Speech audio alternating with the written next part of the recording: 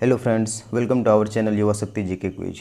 आज हम लोग बिहार एसएससी इंटर स्तरीय परीक्षा 2023 के लिए एडिटोरिया बुक का प्रैक्टिस सेट कवर करने वाले हैं, जो आपके आगामी एग्ज़ाम्स के लिए काफ़ी महत्वपूर्ण होंगे। तो चलिए शुरू करते हैं। हमारा आज का पहला प्रश्न है, ओलंपिक 2020 में महिला कलात्मक जिम्नास्टिक आयोजन में भारत की एकमात्र प्रतिनिधि कौन रही है? इस प्रश्न का आप लोग सभी उत्तर कमेंट में दीजिएगा। इस प्रश्न का सही उत्तर हो जाएगा ऑप्शन नंबर बी, यानी कि प्रणति नायक। प्रणति नायक जो टोक्यो ओलंपिक 2020 में हुआ था, उसमें कलात्मक जिम्नास्टिक आयोजन में भारत की एकमात्र प्रतिनिधि रही थी। इस प्रश्न का सही उत्तर होगा प्रणति नायक। हमारा अगला प्रश्न है, भारत का पहला इलेक्ट्रॉनिक वाहन शहर बन गया है? इनमें से कौन भारत का पहला इलेक्ट्रॉनिक वाहन शहर बन गया है? इस प्रश्न का सही उत्तर होगा ऑप्शन नंबर डी, यानी कि केवड़िया। केवड़िया जो है वह गुजरात का एक शहर है, जो कि भारत का पहला इलेक्ट्रॉनिक वाहन शहर बन गया है। बात करें गुजरात की, तो गुजरात की राजधानी गांधीनगर है और गुजरात के वर्तमान जो सीएम हैं वह है भूपेंद्र भाई पटेल और वहाँ के राज्यपाल हैं आचार्य देवव्रत। गुजरात के वर्तमान सीएम भूपेंद्र भाई पटेल, राज्यपाल आचार्य देवव्रत। इस प्रश्न का सही उत्तर होगा केवड़िया। हमारा अगला प्रश्न है, अ टाइम फॉर मेर्सी पुस्तक के लेखक कौन है? अ टाइम फॉर मेर्सी पुस्तक के लेखक कौन है? इस प्रश्न का सही उत्तर आप लोग कमेंट में दीजिएगा। अ टाइम फॉर मेर्सी पुस्तक के लेखक जो हैं वह है ऑप्शन नंबर सी, यानी कि जॉन ग्रेसम। जॉन ग्रेसम जो है वह अ टाइम फॉर मर्सी पुस्तक के लेखक हैं। बात करें अरुंधति राय की, इन्होंने एक पुस्तक लिखी है जो भी हाल ही में कुछ दिन पहले आई थी, जिसका नाम है आज़ादी, फ्रीडम, फासिज्म, फिक्शन। तो हमारा अगला प्रश्न है, किस देश ने नूर अल मतौसी को अपनी पहली महिला अंतरिक्ष यात्री के रूप में नामित किया है? इस प्रश्न का सही उत्तर हो जाएगा ऑप्शन नंबर सी, यानी कि यूएई। हमारा अगला प्रश्न है, किस देश ने भारत के प्रधानमंत्री नरेंद्र मोदी जी को लीजन ऑफ मेरिट पुरस्कार से सम्मानित करने की घोषणा की है? इस प्रश्न का सही उत्तर हो जाएगा ऑप्शन नंबर ए, यानी कि अमेरिका। अमेरिका की राजधानी जो है वो वाशिंगटन डीसी है और इसके वर्तमान राष्ट्रपति जो है वो जो बाइडेन है। हमारा अगला प्रश्न है, किस राज्य के चाकहाओ अर्थात काले चावल को भौगोलिक संकेत जीआई टैग दिया गया है? इस प्रश्न का सही उत्तर हो जाएगा ऑप्शन नंबर डी, यानी कि मणिपुर। हमारा अगला प्रश्न है, हाल ही में किस राज्य सरकार ने भूमिहीन किसानों को फसल ऋण देने हेतु बलराम योजना शुरू की है? इस प्रश्न का सही उत्तर हो जाएगा ऑप्शन नंबर सी, यानी कि उड़ीसा। उड़ीसा सरकार ने जो है हाल ही में सरकार द्वारा 7 लाख किसानों को भूमिहीन वित्तीय सहायता प्रदान करने का योजना बनाया है, जिसका नाम है बलराम योजना। इस प्रश्न का सही उत्तर होगा ऑप्शन नंबर सी, यानी कि उड़ीसा। हमारा अगला प्रश्न है, बिहार में बाल बजट की शुरुआत कब की गई थी? बिहार में बाल बजट की शुरुआत कब की गई थी? आप सभी को उत्तर कमेंट में देना है। इस प्रश्न का सही उत्तर होगा ऑप्शन नंबर डी, यानी कि बिहार में बाल बजट की शुरुआत जो है वह 2012-13 में की गई थी। सॉरी, 2012-13 नहीं, या 2013-14 में होगा। तो इस प्रश्न का आप लोग उत्तर ध्यान में रखिएगा, 2013-14 में बिहार में बाल बजट की शुरुआत जो है वह 2013-14 में हुई थी। हमारा अगला प्रश्न है, बिहार में भूमि सुधार से संबंधित सॉफ्टवेयर चक बिहार का निर्माण किसके द्वारा किया गया है? इस प्रश्न का सही उत्तर होगा ऑप्शन नंबर डी, यानी कि आईआईटी रुड़की। आईआईटी रुड़की के द्वारा जो बिहार में भूमि सुधार से संबंधित सॉफ्टवेयर चक बिहार का निर्माण किया गया है। हमारा अगला प्रश्न है, कौन सा देश आईसीसी महिला T20 विश्व कप 2023 की मेजबानी करेगा? इनमें से कौन सा देश आईसीसी महिला T20 विश्व कप 2023 की मेजबानी करेगा? इस प्रश्न का सही उत्तर होगा ऑप्शन नंबर डी, यानी कि दक्षिण अफ्रीका। हमारा अगला प्रश्न है, किस पंचवर्षीय योजना में मानव संसाधन के विकास को सर्वोच्च प्राथमिकता दी गई थी? आप सभी को प्रश्न का उत्तर कमेंट में देना है। किस पंचवर्षीय योजना में मानव संसाधन के विकास को सर्वोच्च प्राथमिकता दी गई थी? इस प्रश्न का सही उत्तर होगा ऑप्शन नंबर सी, यानी कि 8वीं पंचवर्षीय योजना का जो है इसमें जो प्राथमिकता दी गई थी वह थी मानव संसाधन के विकास को। बात करें इसके अवधि की, इसकी जो अवधि थी वह थी 1992 से 97 तक। 8वीं पंचवर्षीय योजना की अवधि 1992 से 97 तक। हमारा अगला प्रश्न है, जब सकल घरेलू उत्पाद में से उत्पादन की प्रक्रिया में प्रयुक्त मशीन और पूंजी के मूल्य में आई कमी को घटा दिया जाता है तो इसे क्या कहता है? जब सकल घरेलू उत्पाद में से उत्पादन की प्रक्रिया में प्रयुक्त मशीन और पूंजी के मूल्य में आई कमी को घटा दिया जाता है तो इसे क्या कहते हैं? इस प्रश्न का सही उत्तर होगा ऑप्शन नंबर डी, यानी कि निवल घरेलू उत्पाद, NDP, नेट डोमेस्टिक प्रोडक्ट। हमारा अगला प्रश्न है, निम्न में से कौन सा मुद्रास्फीति तथा बेरोजगारी के संबंधों को दर्शाता है? इनमें से कौन सा मुद्रास्फीति तथा बेरोजगारी के संबंधों को दर्शाता है? आप सभी को उत्तर देना है इसका। फिलिप्स वक्र, लॉरेंज वक्र, कुजनेट वक्र या फिर लॉफर वक्र। इस प्रश्न का सही उत्तर होगा ऑप्शन नंबर डी, ए, यानी कि फिलिप्स वक्र। फिलिप्स वक्र के द्वारा जो है मुद्रास्फीति तथा बेरोजगारी के संबंधों को दर्शाया गया था। हमारा अगला प्रश्न है, न्यायपूर्ण वितरण एवं समानता के साथ विकास किस पंचवर्षीय योजना की सर्वोच्च प्राथमिकता है? इनमें से किस पंचवर्षीय योजना की सर्वोच्च प्राथमिकता जो न्यायपूर्ण वितरण एवं समानता के साथ विकास थी? आप सभी को बताना है।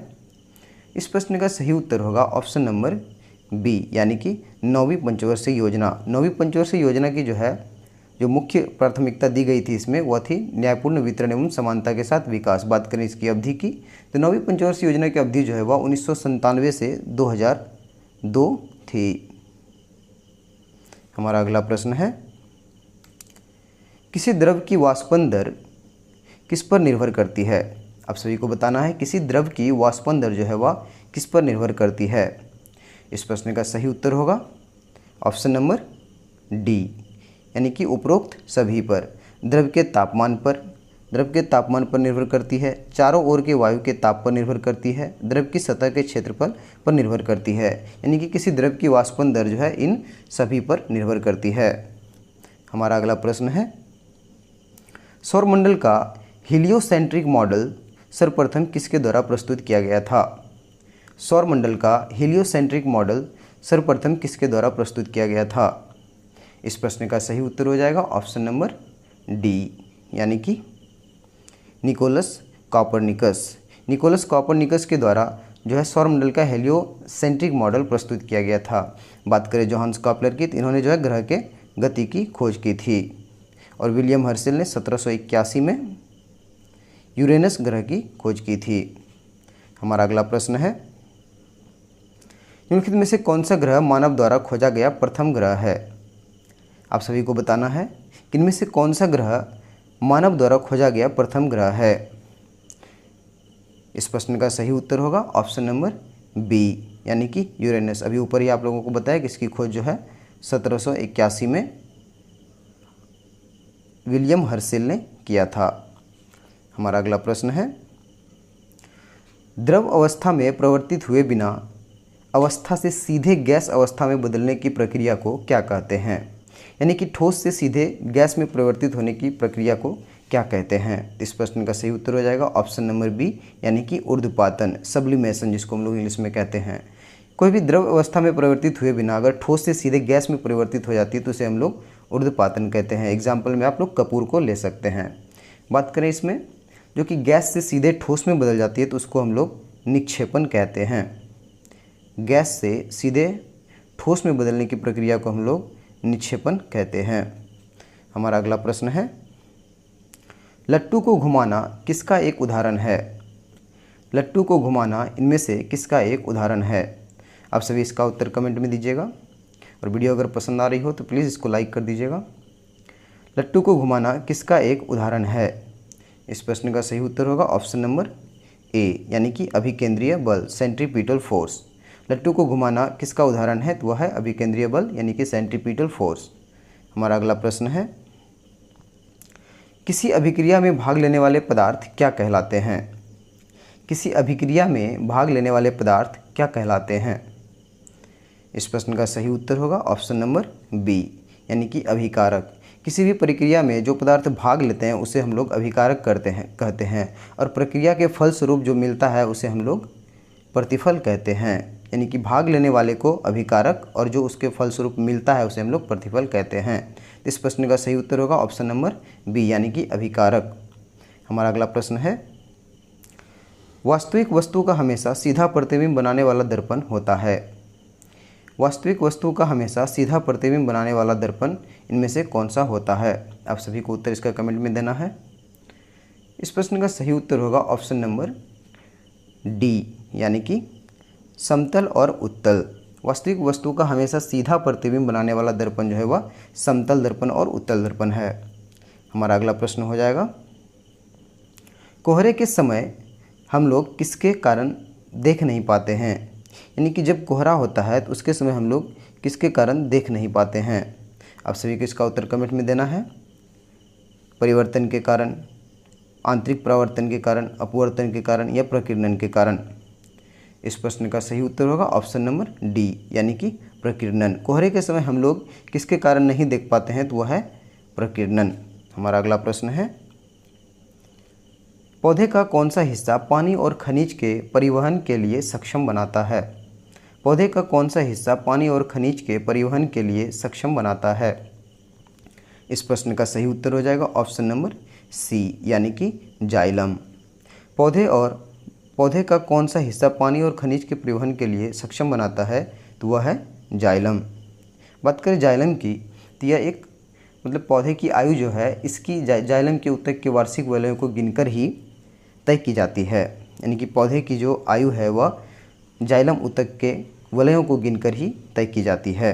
हमारा अगला प्रश्न है, मानव शरीर में लैंगरहैंस की द्वीपिका कहाँ पाई जाती है?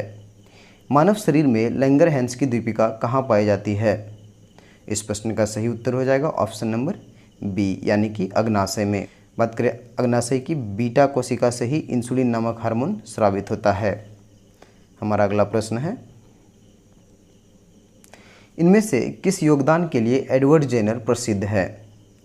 इनमें से किस योगदान के लिए एडवर्ड जेनर प्रसिद्ध है? आप सभी को इसका उत्तर कमेंट में देना है। इनमें से किस योगदान के लिए एडवर्ड जेनर प्रसिद्ध है? इस प्रश्न का सही उत्तर हो जाएगा ऑप्शन नंबर ए यानी कि टीका। चेचक के टीके की खोज की थी इन्होंने, और चेचक जो होता है वह वेरियोला वायरस के कारण होता है। एडवर्ड जेनर जो है उन्होंने चेचक के टीके की खोज की थी, इसीलिए इन्हों के टीका क्या जनक टीके की खोज में योगदान देने के लिए इनको जाना जाता है। निम्न में से कौन सा या से सही सुमेलित है? आप सभी को बताना है इनमें से कौन सा सही सुमेलित है। आर्सेनिक 74 ट्यूमर, सोडियम 24 रक्त के थक्के, कोबाल्ट 60 कैंसर। इस प्रश्न का सही उत्तर हो जाएगा ऑप्शन नंबर डी यानी कि ये सभी सही है। ट्यूमर के इलाज में आर्सेनिक 74 का यूज़ किया जाता है। रक्त के थक्के जमने में सोडियम 24 ये सहायता करता है, और कैंसर के इलाज में कोबाल्ट 60 का यूज़ किया जाता है। हमारा अगला प्रश्न है, डीपीटी वैक्सीन में पी किसे संदर्भित करता है? तो इस प्रश्न का सही उत्तर हो जाएगा ऑप्शन नंबर बी यानी कि पर्टूसिस। डीपीटी जिसको कि हम लोग बोलते हैं, यह जैसे वैसे 3 बीमारियों के इलाज के लिए एक संयोजक टीका के रूप में यूज़ किया जाता है। जैसे डी से आपका हो जाता है डिप्थीरिया, पी से पर्टूसिस जिसको कि हम लोग काली खांसी भी बोलते हैं, और टी से आपका टेटनस हो जाता है। तो डीपीटी, डिप्थीरिया, पर्टूसिस और फिर टेटनस। इस प्रश्न का सही उत्तर होगा ऑप्शन नंबर बी यानी कि पर्टूसिस। हमारा अगला प्रश्न है, निम्न में से कौन सा स्तनधारी वर्ग के अंतर्गत नहीं आता या आती है? आपको बताना है इन सभी में से कौन सा स्तनधारी वर्ग में नहीं आता है। इस प्रश्न का सही उत्तर होगा ऑप्शन नंबर बी यानी कि छिपकली। छिपकली जो वह स्तनधारी नहीं बल्कि सरीसृप वर्ग में आता है। छिपकली हुआ, कछुआ हुआ, यानी कि रेंगने वाले जो भी जीव होते हैं वह सरीसृप वर्ग में आते हैं। अब बाकी सभी चूहा, बिल्ली और गिलहरी ये सभी जो हैं स्तनधारी वर्ग में आते हैं। हमारा अगला प्रश्न है, निम्नलिखित जीव समूहों में कौन सा जीव समूह मुकुलन यानी जिसको हम लोग इंग्लिश में बडिंग बोलते हैं द्वारा प्रजनन करता है? दिए गए समूह में से कौन सा समूहों का जीव जो है मुकुलन द्वारा प्रजनन करते हैं? इस प्रश्न का सही उत्तर होगा ऑप्शन नंबर बी यानी कि सैलिनट्रेटा। सेलेंट्रेटा समूहों के जीव जो है वह मुकुलन द्वारा प्रजनन करते हैं, बाकी सभी अन्य जीव समूह हैं। हमारा अगला प्रश्न है, मानव के कुल रक्त आयतन में प्लाज्मा का प्रतिशत लगभग कितना होता है? मानव के कुल रक्त आयतन में प्लाज्मा का प्रतिशत लगभग कितना होता है? इस प्रश्न का सही उत्तर हो जाएगा ऑप्शन नंबर डी, यानी कि 55%। मानव के रक्त में 5 से 6 लीटर रक्त पाया जाता है, जिसमें जो प्लाज्मा की जो मात्रा होती है वो 55% होती है, और इस प्लाज्मा में भी जल की जो मात्रा होती है वह 90% होती है। हमारा अगला प्रश्न है, निम्न में से कौन सा एक ग्रंथि नहीं है? निम्न में से कौन सा एक ग्रंथि नहीं है? इस प्रश्न का सही उत्तर हो जाएगा ऑप्शन नंबर डी, यानी कि पित्ताशय। पित्ताशय जो वह एक ग्रंथि नहीं है, बाकी सभी अधिवृक्क ग्रंथि है, यकृत ग्रंथि है, पीयूषवी ग्रंथि है। पित्ताशय में जो यकृत से जो पीत स्रावित होता है वह पित्ताशय में आकर जमा होती है, और पीत का जो पीएच मान होता है वह 7.7 होता है। हमारा अगला प्रश्न है, रक्त क्षीणता जिसको हम लोग एनीमिया बोलते हैं की स्थिति में किसकी वजह से उत्पन्न होती है? यानी कि रक्त क्षीणता की स्थिति किसकी वजह से उत्पन्न होती है? इस प्रश्न का सही उत्तर आप लोग कमेंट में कीजिएगा। रक्त क्षीणता यानी कि एनीमिया की स्थिति किसकी वजह से उत्पन्न होती है? इस प्रश्न का सही उत्तर होगा ऑप्शन नंबर बी, यानी कि आरबीसी की कमी। यानी कि जब आरबीसी की कमी होती है तो रक्त क्षीणता की स्थिति उत्पन्न होती है। और आरबीसी का जो निर्माण बात करें तो इसके जो निर्माण होता है वह अस्थि मज्जा में होती है, जिसको हम लोग बोन मैरो भी बोलते हैं। और इसका एक बात है, जबकि भ्रूण अवस्था में होता है तो उस समय आरबीसी का निर्माण जो है यकृत में होता है। हमारा अगला प्रश्न है,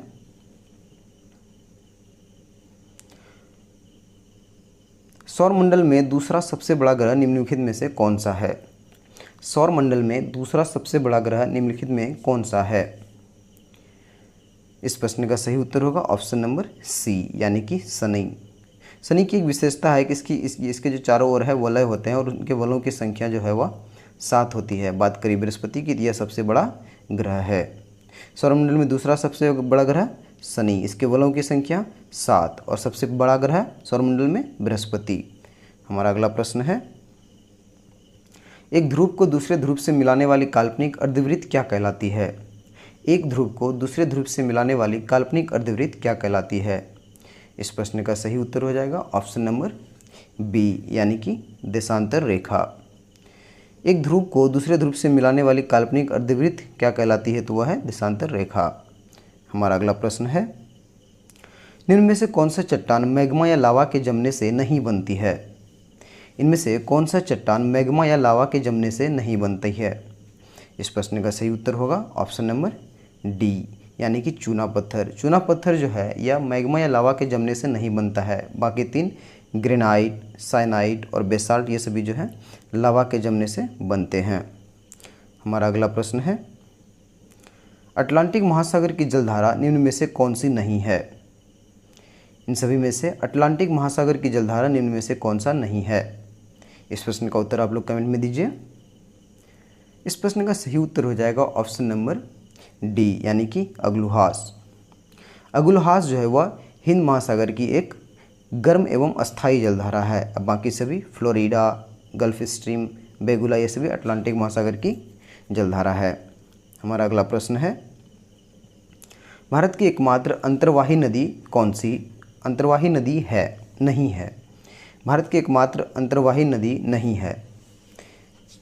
इसमें लगता है यहाँ पर कुछ मिस्टेक हो गया है, यहाँ पे होना चाहिए कौन सी है। भारत की एकमात्र अंतर्वाही नदी कौन सी है? तो इस प्रश्न का सही उत्तर हो जाएगा ऑप्शन नंबर बी, यानी कि लूनी। हमारा अगला प्रश्न है,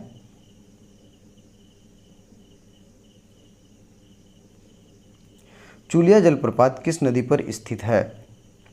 चूलिया जलप्रपात इनमें से किस नदी पर स्थित है? इस प्रश्न का सही उत्तर हो जाएगा ऑप्शन नंबर ए, यानी कि चंबल नदी पर। चूलिया जलप्रपात जो है वह चंबल नदी पर स्थित है। बाकी बात करें 2 और जलप्रपात की, जो कि धुआंधार जलप्रपात और येन्ना जलप्रपात, ये दोनों जो है नर्मदा नदी पर स्थित है। याद रखिएगा, धुआंधार जलप्रपात और येन्ना जलप्रपात नर्मदा नदी पर, चूलिया जलप्रपात चंबल नदी पर। हमारा अगला प्रश्न है, अमृत क्रांति निम्न में से किससे संबंधित है? अमृत क्रांति निम्न में से किससे संबंधित है? इस प्रश्न का सही उत्तर होगा ऑप्शन नंबर डी, यानी कि नदी जोड़ो परियोजना से।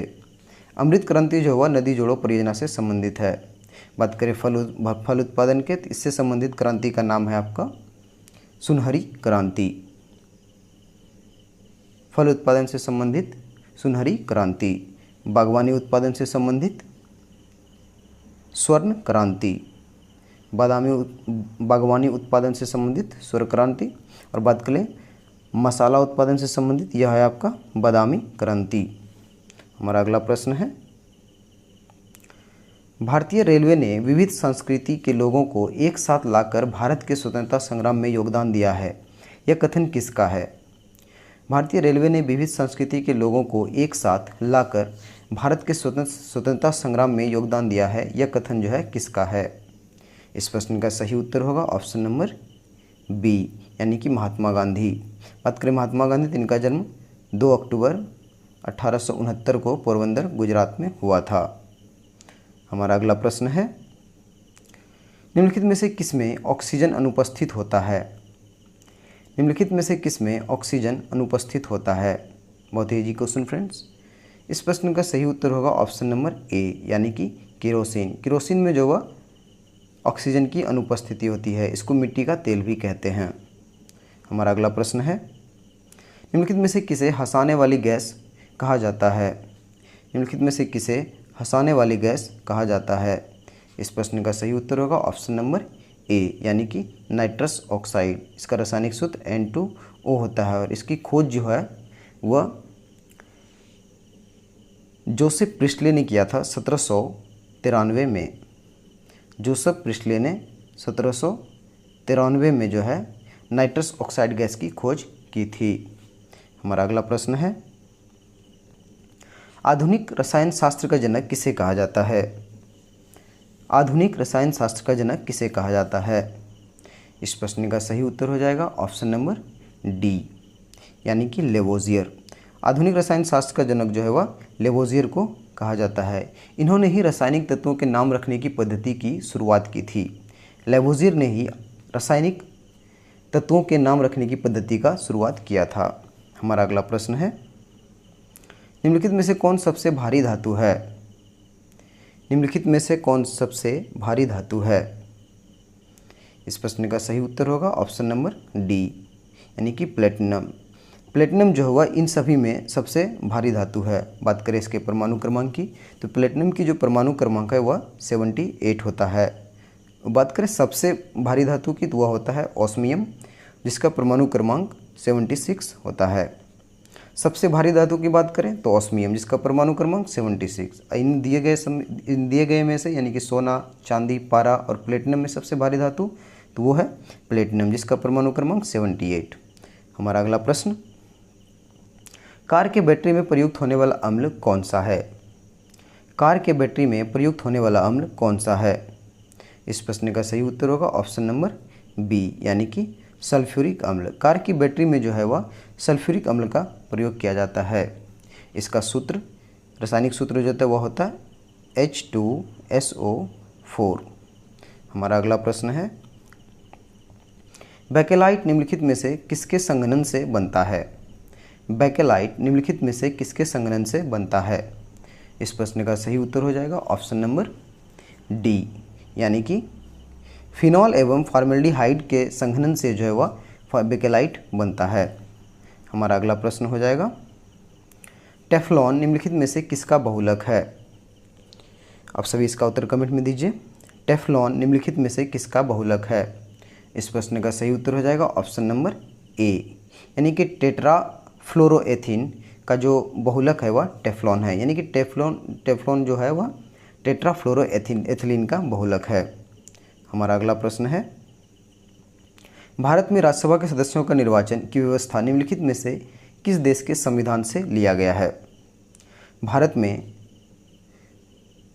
राज्यसभा के सदस्यों का निर्वाचन की व्यवस्था जो है वह निम्नलिखित में से किस देश के संविधान से लिया गया है? ऑस्ट्रेलिया से लिया गया है, आयरलैंड से लिया गया है, संयुक्त राज्य अमेरिका से लिया गया है या फिर दक्षिण अफ्रीका से लिया गया है? तो इस प्रश्न का सही उत्तर हो जाएगा ऑप्शन नंबर डी, यानी कि दक्षिण अफ्रीका से।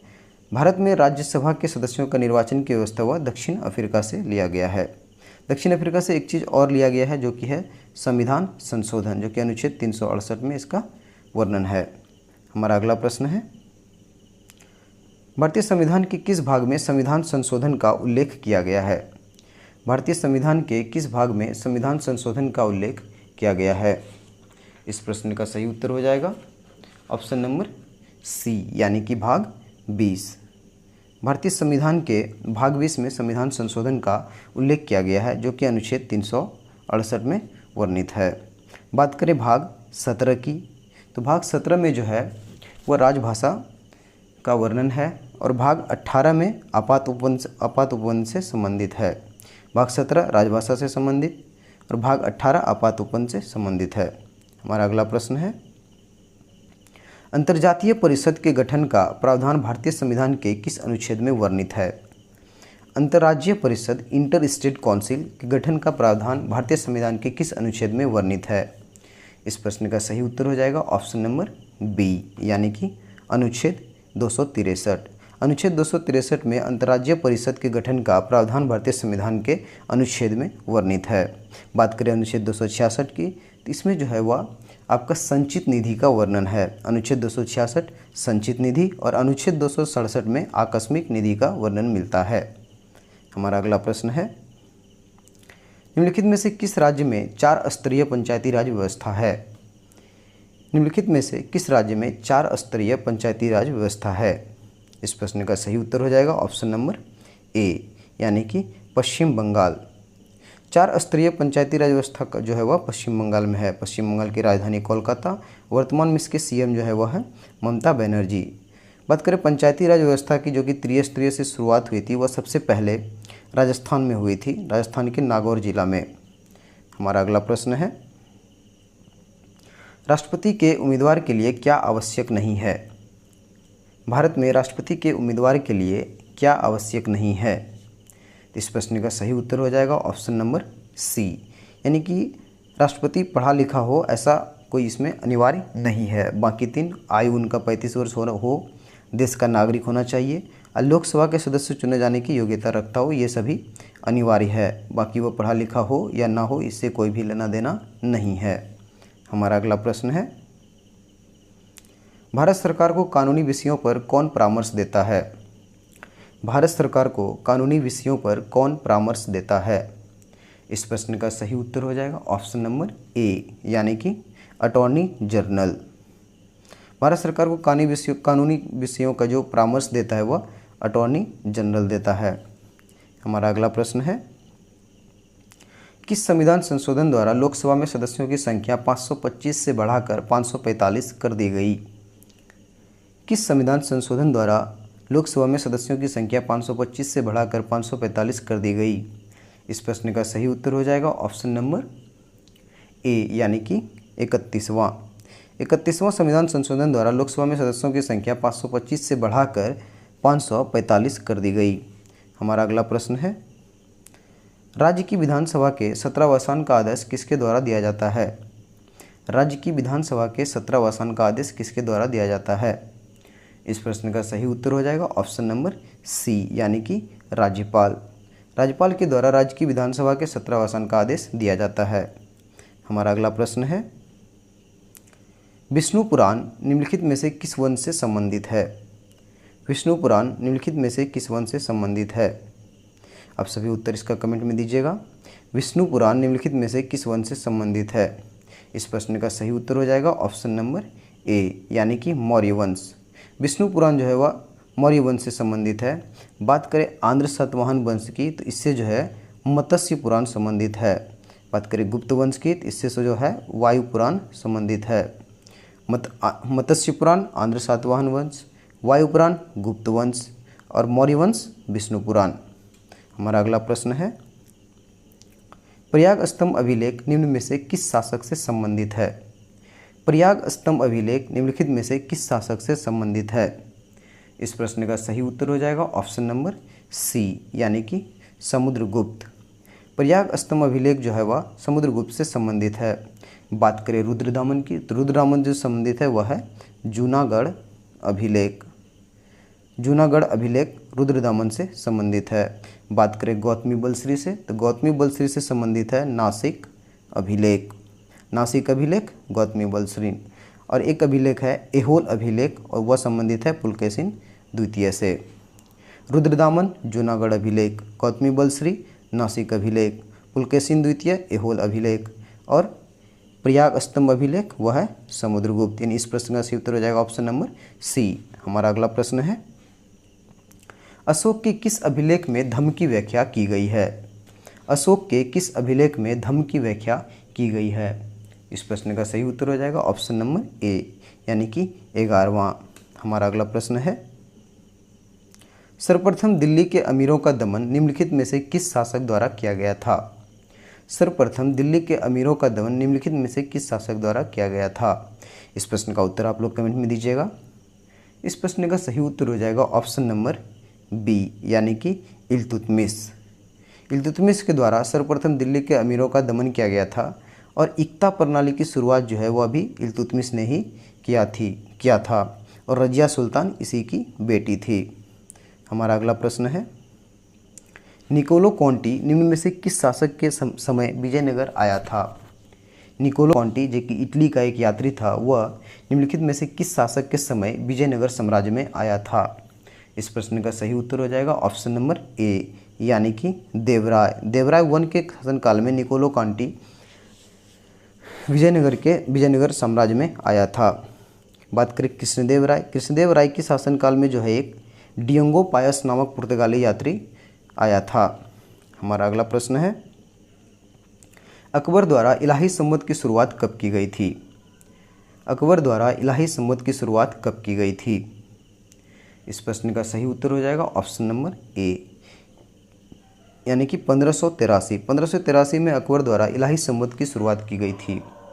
बात करें एक और इन्होंने संवत चलाई थी जिसका नाम था दीन ए इलाही। इसकी स्थापना इन्होंने 1582 में की थी। यानी कि दीन ए इलाही संवत आपका हो गया 1583, दीन ए इलाही 1582 और इबादत खाना की जो स्थापना की थी इन्होंने वो की थी 1575 में। यानी कि इबादत खाना की स्थापना 1575, दीन ए इलाही 1582 और इलाही संवत 1583।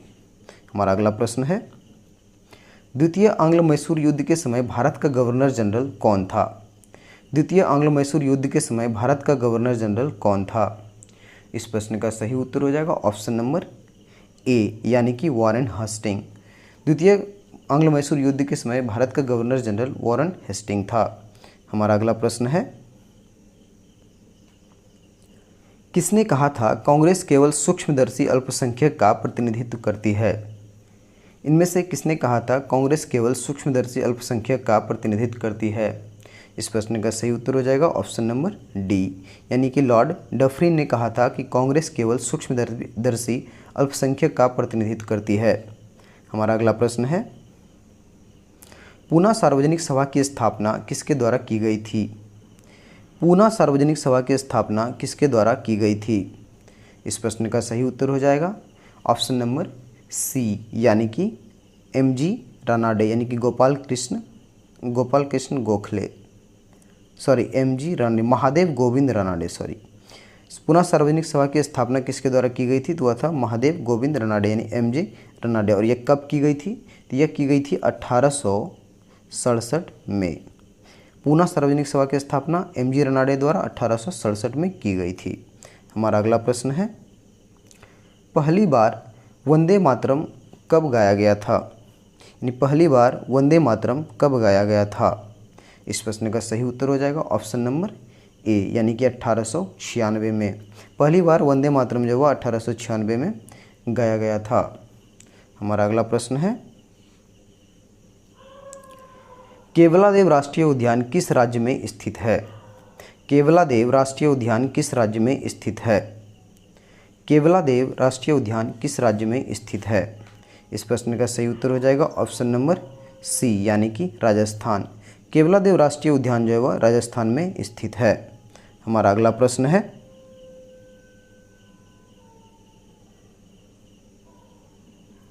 भारत के चावल के कटोरे क्षेत्र के नाम से जाना जाता है। भारत के चावल के कटोरे क्षेत्र के नाम से इनमें से किसको जाना जाता है? इस प्रश्न का सही उत्तर हो जाएगा ऑप्शन नंबर बी, यानी कि कृष्णा गोदावरी का डेल्टा जो है वह भारत के चावल के कटोरे के क्षेत्र के नाम से जाना जाता है। हमारा अगला प्रश्न है, रेडियो कार्बन तिथि निर्धारण विधि से किसकी आयु का पता चलता है? रेडियो कार्बन तिथि निर्धारण विधि से किसकी आयु का पता चलता है? इस प्रश्न का सही उत्तर हो जाएगा ऑप्शन नंबर ए, यानी कि जीवाश्म। रेडियो कार्बन तिथि निर्धारण विधि से जीवाश्मों की आयु पता चलता है। इसके लिए हम लोग C14 यानी कि कार्बन 14 का यूज़ करते हैं। हमारा अगला प्रश्न है, विश्व जल संरक्षण दिवस कब मनाया जाता है? विश्व जल संरक्षण दिवस कब मनाया जाता है? इस प्रश्न का सही उत्तर हो जाएगा ऑप्शन नंबर सी, यानी कि 22 मार्च को। विश्व जल संरक्षण दिवस जो है वह 22 मार्च को मनाया जाता है। बात करें इसकी पहली बार, तो यह पहली बार 1993 में मनाया गया था। हमारा अगला प्रश्न है, पीने के पानी को शुद्ध करने के लिए निम्नलिखित गैसों में से किसे प्रयोग में लाया जाता है? पीने के पानी को शुद्ध करने के लिए निम्नलिखित गैसों में से किसे प्रयोग में लाया जाता है? इस प्रश्न का सही उत्तर हो जाएगा ऑप्शन नंबर बी, यानी कि क्लोरीन। क्लोरीन का जो है यूज़ पानी को शुद्ध करने के लिए किया जाता है। हमारा अगला प्रश्न है, विश्व व्यापार संगठन का मुख्यालय कहाँ स्थित है? विश्व व्यापार संगठन का मुख्यालय कहाँ स्थित है? इस प्रश्न का सही उत्तर हो जाएगा ऑप्शन नंबर ए, यानी कि जनेवा। विश्व व्यापार संगठन का मुख्यालय जो है वह जनेवा में है और इसकी स्थापना जो है वह 1995 में हुई थी। हमारा अगला प्रश्न है, विश्व विरासत दिवस कब मनाया जाता है? विश्व विरासत दिवस कब मनाया जाता है? इस प्रश्न का सही उत्तर हो जाएगा ऑप्शन नंबर सी, यानी कि 18 अप्रैल। विश्व विरासत दिवस जो है वह 18 अप्रैल को मनाया जाता है। बात करें 7 अप्रैल, तो 7 अप्रैल को जो है वह आपका मनाया जाता है विश्व स्वास्थ्य दिवस, यानी कि विश्व स्वास्थ्य दिवस आपका 7 अप्रैल को मनाया जाता है। और विश्व विरासत दिवस 18 अप्रैल को मनाया जाता है। बात करें 17 अप्रैल को, तो 17 अप्रैल को जो है हेमोफीलिया दिवस मनाया जाता है। 17 अप्रैल को हेमोफीलिया दिवस मनाया जाता है। बात करें 22 अप्रैल को, तो 22 अप्रैल को आपका पृथ्वी दिवस मनाया जाता है। हमारा अगला प्रश्न है, एयरफोर्स एकेडमी भारत में कहाँ स्थित है? एयरफोर्स एकेडमी भारत में कहाँ स्थित है? इस प्रश्न का सही उत्तर हो जाएगा ऑप्शन नंबर सी, यानी कि हैदराबाद। एयरफोर्स एकेडमी जो है भारत में हैदराबाद में स्थित है। बात करें एयरफोर्स टेक्निकल कॉलेज की, तो वह जो है बेंगलुरु में स्थित है। एयरफोर्स टेक्निकल कॉलेज बेंगलुरु में स्थित है। और एयरफोर्स एडमिनिस्ट्रेटिव कॉलेज की एयरफोर्स एडमिनिस्ट्रेटिव कॉलेज जो है वह कोयम्बटूर में स्थित है। Air force technical college Bengaluru, air force administrative college Coimbatore. इस प्रश्न का यानी कि एयरफोर्स एकेडमी जो है वह हैदराबाद में स्थित है। हमारा अगला प्रश्न है, राष्ट्रीय सुरक्षा गार्ड यानी कि एनएसजी, राष्ट्रीय सुरक्षा guard NSG national security guard की स्थापना जो है वह कब की गई थी? राष्ट्रीय सुरक्षा गार्ड की स्थापना कब की गई थी? इस प्रश्न का सही उत्तर हो जाएगा ऑप्शन नंबर बी, यानी कि 1984। 1984 में जो है वह राष्ट्रीय सुरक्षा गार्ड की स्थापना की गई थी। बात करें 1965, तो 1965 में बीएसएफ की स्थापना की गई थी। और फिर 2010 में जो आपका एनजीटी यानी कि नेशनल ग्रीन ट्रिब्यूनल की स्थापना की गई थी। और 1948 में जो हुआ आपका एनसीसी यानी नेशनल कैडेट कोर्स की स्थापना की गई थी। 1948 national cadet course, BSF 1965, NGT national green tribunal 2010 और राष्ट्रीय सुरक्षा गार्ड 1984। यानी इस प्रश्न का सही उत्तर हो जाएगा ऑप्शन नंबर बी, यानी कि 1984। हमारा अगला प्रश्न है जो कि एक मिलान करने वाला है। सूची 1 और सूची 2 को सही तरीके से मिलान करना है।